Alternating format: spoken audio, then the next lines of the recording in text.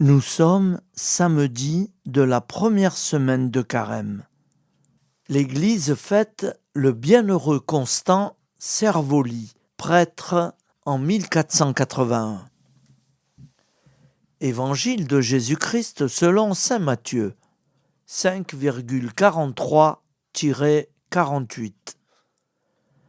En ce temps-là, Jésus disait à ses disciples: Vous avez appris qu'il a été dit: Tu aimeras ton prochain et tu haïras ton ennemi.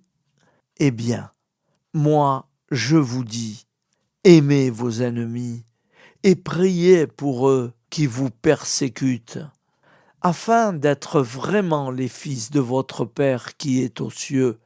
Car il fait lever son soleil sur les méchants et sur les bons. Il fait tomber la pluie sur les justes et sur les injustes. En effet, si vous aimez ceux qui vous aiment, quelle récompense méritez-vous? Les publicains eux-mêmes n'en font-ils pas autant? Et si vous ne saluez que vos frères, que faites-vous d'extraordinaire? Les païens eux-mêmes n'en font-ils pas autant?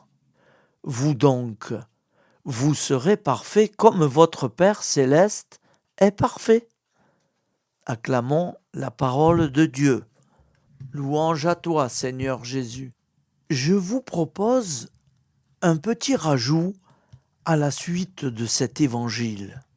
Et c'est de saint François d'Assise, 1182 à 1226.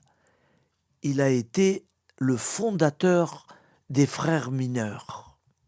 Et voilà ce que nous dit saint François d'Assise. Moi, je vous dis de ne pas riposter aux méchants. Aimez vos ennemis, dit le Seigneur. Aimer vraiment son ennemi, c'est d'abord de ne pas se chagriner des torts qu'on a subis soi-même. C'est ressentir douloureusement le péché que l'autre a commis comme une offense à l'amour de Dieu, et c'est prouver à ce dernier par des actes qu'on l'aime toujours. Ai-je commis un péché? C'est la faute au démon. Ai-je subi une injustice? C'est la faute au prochain. Telle est l'attitude de beaucoup de chrétiens. Mais ce n'est pas sur autrui qu'il faut rejeter la faute. L'ennemi, chacun le tient entre ses mains. L'ennemi, c'est l'égoïsme qui fait tomber dans le péché. Heureux dès lors le serviteur qui gardera toujours enchaîné cet ennemi livré entre ses mains et saura s'armer sagement contre lui.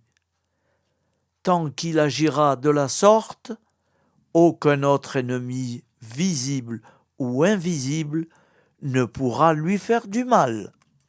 Et c'est de saint François d'Assise. Saint François d'Assise, priez pour nous.